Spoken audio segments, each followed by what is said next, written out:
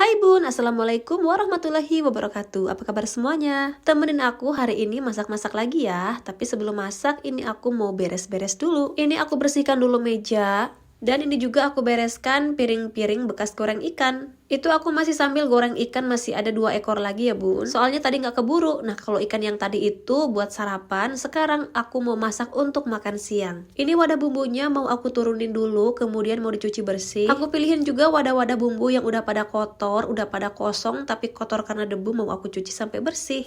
Lanjut, ini aku mau restock bumbu dapur dulu. Kebetulan ini tuh aku beli Royco-nya yang ukuran gede gitu. Aku simpan ke dalam wadah supaya lebih gampang buat ngambilnya. Nah, kemudian ini juga buat bumbu ya teman-teman. Gula pasir sengaja aku taruh di sini supaya kalau masak lebih gampang buat ngambilnya. Kemudian lanjut, ini aku mau ambil garam. Karena garamnya masih ada, jadi aku pakai toples yang baru aja. Gak apa-apa nanti kalau garam yang lama udah habis, tinggal cuci dan disimpan deh toplesnya. Aku tuh kalau toples garam lebih suka yang langsung ada sendoknya gitu ya Bun ya, biar lebih gampang buat ngambilnya, dan sendoknya itu nggak lari atau hilang kemana-mana gitu ya, soalnya kalau sendok kecil-kecil itu suka gampang hilang. Nah udah selesai, kemudian aku susun ke tempatnya supaya lebih rapi. Nah ini juga ikan gorengnya udah mateng. Kemudian aku mau lap-lap ini meja kompor dulu supaya lebih bersih dan juga cantik, jadi pas aku masak itu lebih nyaman gitu ya Bun. Kompornya juga nggak lupa selalu aku bersihin, aku semprot-semprot biar minyaknya pada kabur gitu. Soalnya kalau nggak disemprot kayak gini suka berminyak, minyaknya susah buat hilang. Oh iya Bun, ngomong-ngomong hari ini masak apa? Kalau aku sih mau masak sayur gendot, terus ikan asin, sambal terasi, coel lenca, coel bonteng, apalagi ya goreng tahu dan juga goreng telur. Pokoknya menu lengkap hari ini, ada lauknya, ada sayurnya. Nah ini gendotnya aku potong-potong dulu ya, seperti ini. Ini tuh daunnya udah ada yang agak kuning gitu, jadi aku pilih-pilihin aja. Akhirnya gendotnya jadi sedikit deh. Nah karena sedikit, jadi nanti mau ditumisnya itu dicampur pakai tempe supaya lebih banyak gitu. Nah aku mah kalau masak gendot itu nggak pernah dileo pakai air panas atau direbus dulu ya Bun, tapi cukup diremas-remas pakai garam. Lanjut, ini aku mau bersihin dulu cabai. Tapi ternyata cucian piringku sangat numpuk. Masya Allah nggak enak banget dilihatnya Bun. Aku sekedar mau bikin konten cuci gendot atau cuci cabai aja. Ini di sini kan udah nggak enak buat dipandang. Ya udah deh, mari kita cuci piring dulu. Nah sambil aku mau cerita ya, jadi kemarin itu ada yang nge-DM aku. Dia nanya, Bunda gimana sih caranya kalau punya lebih dari satu channel? Data-datanya itu harus pakai data pribadi atau pakai data orang lain atau gimana gitu ya kan?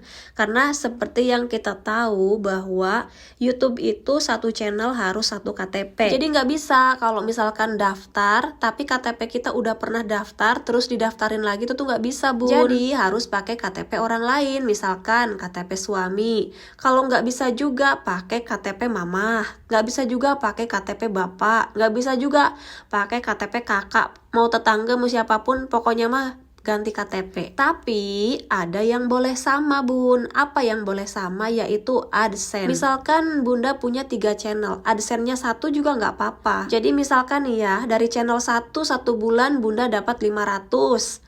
Dari channel 2 dapat 1 juta, dari channel 3 dapat 900, ya udah nanti mereka itu uang-uang itu bergabung jadi satu di satu AdSense. Karena seperti yang kita tahu juga bahwa gajian YouTube itu minimal 1.300.000. Kalau kurang 10.000 pun dia itu nggak bakal bisa cair di bulan itu. Bisa cairnya di bulan depan kalau saldonya sudah 1.300.000. Nah, makanya kenapa AdSense-nya harus digabungkan? Ya karena itu. Misalkan dari satu AdSense dapat 500, dari satu AdSense dapat 1 juta, berarti kan 1.500.000. Nah bisa tuh dicairkan. Tapi ada kelemahannya juga kalau misalkan AdSense-nya disatukan. Misalkan ya, channel yang satu bermasalah atau mungkin dismount.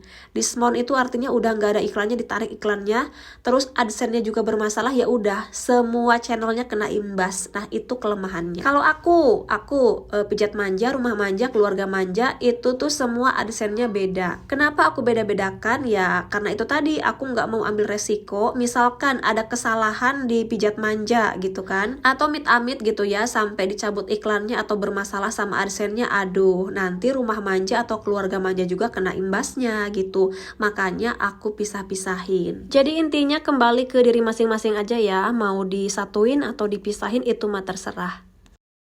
Kesimpulannya adalah satu KTP cuman bisa dipakai satu channel aja, oke?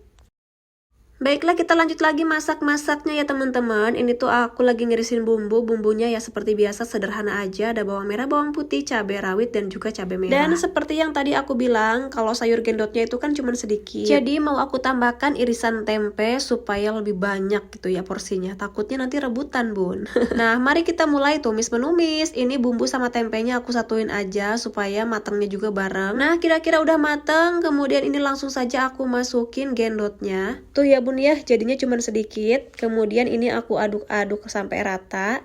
Nah, setelah itu aku kasih bumbu. Kalau bumbunya sih karena tadi udah dikasih garam, jadi cukup aku tambahkan Royco dan juga gula pasir. Diaduk lagi sampai tercampur rata. Ini nggak aku kasih air ya Bun ya, karena dari gendotnya juga udah berair. Nah, udah deh selesai, jadi jangan kelamaan, nanti rasa gendotnya jadi nggak enak. Nah, sekarang aku mau bikin lauknya. Ini kebetulan aku punya tahu. Aku masukin dulu ke dalam wadah, ini semuanya aja lah ya, aku beli tuh kemarin di pasar seharga Rp5.000. Nah lanjut, ini sebelum aku cuci tahunya mau bersihin dulu pisau sama apa namanya talenan ya Bun. Nah setelah itu ini tahunya aku cuci sampai bersih. Seperti biasa bumbunya pakai bumbu racik ikan goreng aja supaya lebih berasa, lebih hemat dan lebih irit.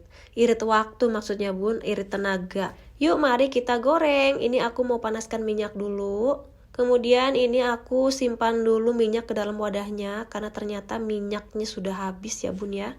Dan sisa-sisa minyaknya aku tuangin ke dalam wajan karena tadi tuh minyaknya baru sedikit. Nah setelah panas minyaknya langsung deh aku goreng tahunya. Tahu goreng digoreng lagi.